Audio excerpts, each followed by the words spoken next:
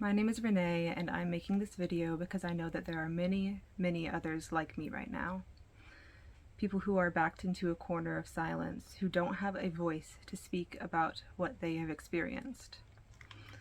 Everyone around them has been taught that either their experiences are worthless, simply rebellious, or that they're even dangerous to hear. People who are at risk of being treated inhumanely and being told that that treatment is an act of love. When I was 12, I made a very potent decision. At that age, we are all very vulnerable people. That is the age where the value we place on how other people view us, for some of us, is at an all-time high. At that age, our prefrontal cortex is still developing, and we don't quite have all of the mental faculties in decision-making and impulse control. We are freshly starting out, discovering who we are, what we value, what we believe. All of these elements of us are just being popped into the oven at that stage, still freshly unsolidified batter. When I was 12, you can add to those developmental hallmarks social anxiety, OCD, situational mutism, and undiagnosed autism. I vividly remember at the age of 10, if someone said hello to me at the Kingdom Hall, which is where Jehovah's Witnesses meet, I would more likely than not try to find somewhere to slip away and cry instead of being able to respond to them. I can also remember at the age of 11 having my first panic attack, hyperventilating for over an hour and not knowing what was wrong with me. So at 12, yes, I was a very vulnerable person. And at 12, I knew that I had a decision to make. In fact, I was aware that those who did not make this decision by the time they were even just 16 or 17 could be viewed as being behind, slow, or even unsuitable association, an unsuitable friend. I was told that this decision was not something that I should make based off of peer pressure, but I was 12. There was very, very little that I knew about the world. I'd been homeschooled since first grade, and my entire world was only the religion that I had grown up in, which I had heard nothing but glorious praise for. I had never heard any sort of alternate view on anything. So at 12, I decided to be baptized as one of Jehovah's Witnesses, a decision that was highly praised. From there, life did not get easier and my mental health did not get better. I continued to be very, very socially anxious and situationally mute, and at the age of 15, my mental health hit an all-time low. The OCD that I had dealt with since the age of 12 reared its ugly head as religious OCD. Suddenly, all I ever knew was a trigger for immense fear and panic. Prayer could make me panic. Bible reading could make me panic. And this ended up with me numbing myself out for all of the usual routines of a Jehovah's Witness. Every meeting, every day in the ministry, I was numb. Because if I wasn't, I would panic. This numbness resulted in a memory gap that lasted over a year. I can remember looking out to my family's driveway and seeing what I thought was a new truck. And I said, "Hey, where'd the new truck come from?" Only for my mom to tell me that it had been there for about a year.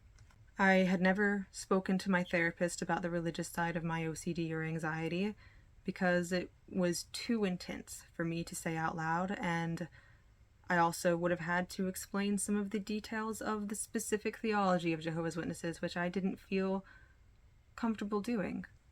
At 17, I was in a graphic arts course, still struggling. My parents didn't know, but I had given up on any sort of prayer or Bible study. I was planning on leaving the religion, not because I didn't believe in it, but because I felt completely hopeless. And at that point, I would have preferred eventual destruction to trying to cope with what I was going through at that time. I considered this idea spiritual self-offing. At the same time, my father unknowing that I was going through that, told me that I was one of the best Bible students that he knew. The reason being that I always knew the answer to questions. I always knew the answer that I was fed. That year, there was much happening in the world, and some news item, I can't remember what, scared me into facing my fear of prayer. After that, I was determined to recover my mental health, dropped out of my graphic arts course, and started therapy for a third time in my life. My panic attacks did increase as I began to face all that I'd been pushing down, but I started feeling better. At that point, I also decided to start auxiliary pioneering, which at that point meant dedicating 50 hours each month to the volunteer ministry of Jehovah's Witnesses. Like clockwork, each month I would have a mental breakdown because I couldn't quite meet those hours with my specific social anxiety and everything. I really couldn't do it. And I had to face the morally crushing reality that I simply was not cut out for pioneering, which was something that I had been taught was one of the best and most fulfilling things that I could ever do with my life, along with Bethel service. Before long, I quit auxiliary pioneering.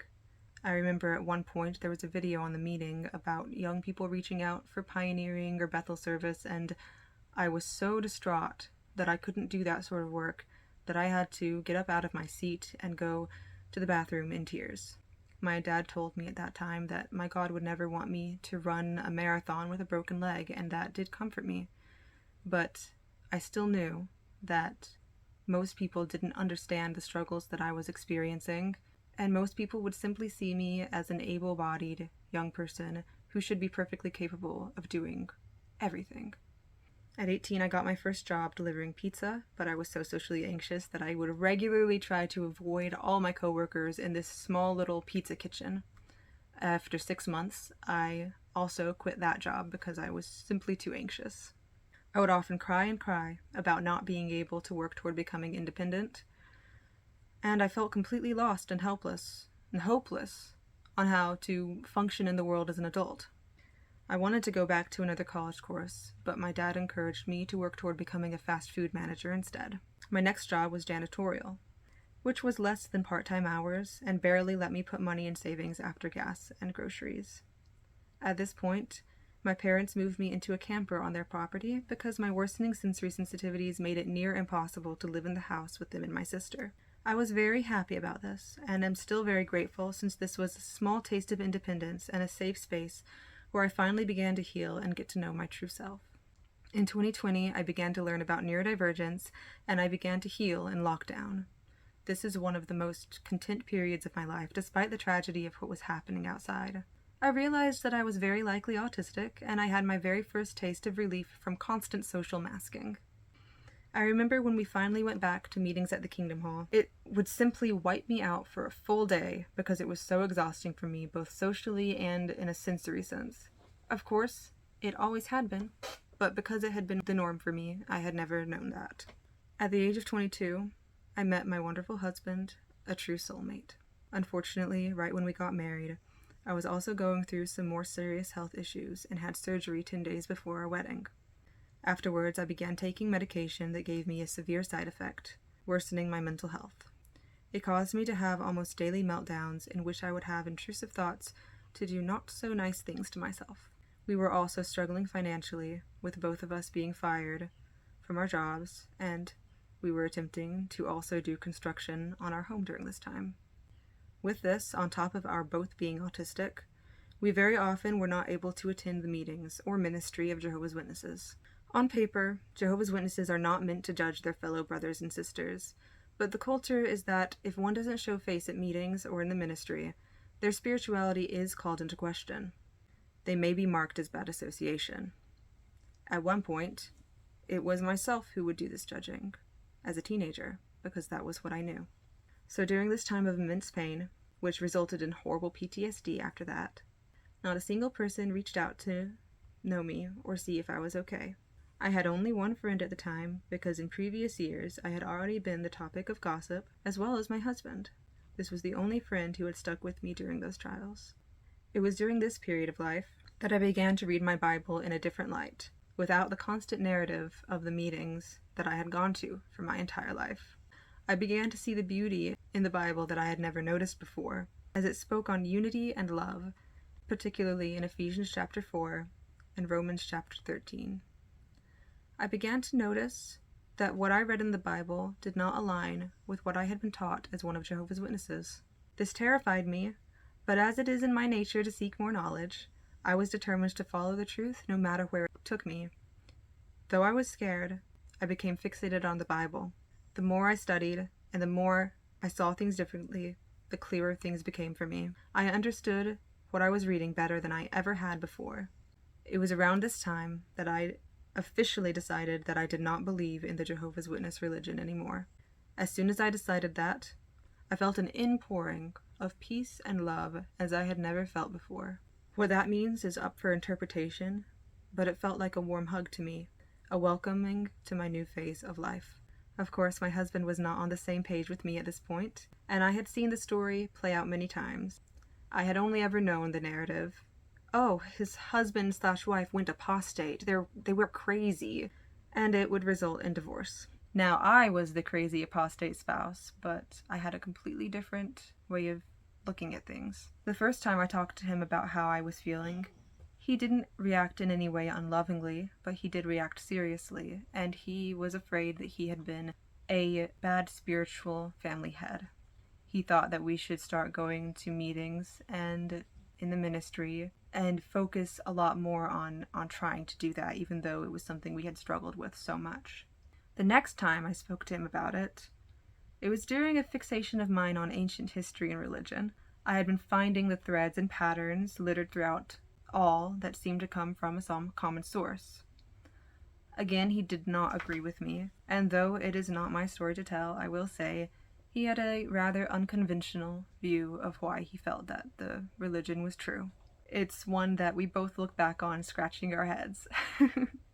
Within less than 24 hours of that second conversation, my husband and I both experienced a massive sudden burst of clarity on the nature of consciousness, reality, and religion. I will possibly get into that someday in another video, but that would be far too much for this one. My husband had the same realizations that I had already had, and I had further realizations that we both shared. This experience lasted for 3 hours. We felt like we were floating along in a 3-week period of being inundated with knowledge from the universe. I would like to mention that all of this portion of the story was happening while I was 23, turning 24. This is also when the brain is developing to the point of near adult functioning in the early to mid-20s. So take that, compare that level of brain functioning to the decisions that I was making at the age of 12. After this surreal experience, the PTSD meltdowns I had still been having dramatically decreased. The social anxiety that I had struggled with my entire life began to dissolve to near non-existence. The back pain I'd been dealing with for the past year even began to dissipate. I could hardly believe the improvements on my life, from my mood, my feelings of faith and hope, my mental and physical health, my confidence. And as these improvements began to rush in, that is when people began to reach out to me to ask if I was okay. Once I was doing better than I ever had in my life, they began to ask how I was doing. Even my closest friend got upset that I wouldn't admit that something was wrong when she asked how I was, and I told her I was doing great. I decided to write several letters to some of my friends and family, expressing what I had been through, expressing my perspective now, and pouring my heart out. To 2 of those friends, I never received a response. To one of those friends, I initially received a positive response, which later turned sour. To my dad, he did not want to hear anything that I had to say. And my mom was probably the best response out of all of them, but still told me that if I officially left the religion, she would no longer be able to associate with me. It has been 5 months since both my husband and I experienced that incredible day, and things have only continued to get better. We've been learning to integrate our new understandings of the world around us. We've had more surreal experiences, and we have gotten to the point now that those we grew up with, those who raised us, those who watched us grow up, and all of our friends are becoming aware that we will no longer be participating in the religion. I was baptized as I started off this story at the age of 12, a far, far different person than I am now at 24. But unfortunately, that decision to dedicate my life to something that I did not have the means to even know is the reason that all those that I love will now cut me off. To most people, I did not get to defend myself, I do not get to explain, and I do not get empathy. And that is not because of the people in the religion being bad. They've simply been taught, as I once was, subconsciously, to dehumanize those who leave, and to put them all in the same category of someone who is simply rebellious, someone who is crazy, or as someone who is malicious. The people in the religion are taught that Cutting people off is actually a form of love. But really, it's a cruel love meant to show how awful the world is when you lose your entire support system. Of course it would be. That's not because the religion is right. That's because it's awful to lose your support system and be thrown to drown in a world that you've never been prepared to deal with. It's a type of love that's only meant to coerce you into conforming once again so that you are able to experience love and friendship. So that's why I'm making this video and putting my story out there. There are thousands of people going through this, thousands more who have gone through this, and so many who have lost their lives to it. So I want to tell the world that if you know someone who is left or is leaving the Jehovah's Witnesses, it may be difficult to understand their experiences, but they could really use a friend who's willing to listen and try. And if you are someone who has left, is leaving, or is thinking about leaving, there is so much more out there for you. There is love, hope, peace, friendship, and many, many beautiful experiences. For some, they find greater faith after leaving. And for others, they may take a different path, not toward faith, but whatever path you end up taking, it will be your path. It will not be a path that someone else determined for you. So, my name is Renee, and I am an ex-member of the Jehovah's Witnesses. If you found any meaning, substance, or value in this video, I would greatly appreciate if you would give it a like. And if you happen to enjoy videos on the topic of self-love and finding your own unique spirituality, or anything like that, please do consider subscribing as well. I love each and every one of you completely unconditionally, and I hope that you are able to find that same sort of love within yourself.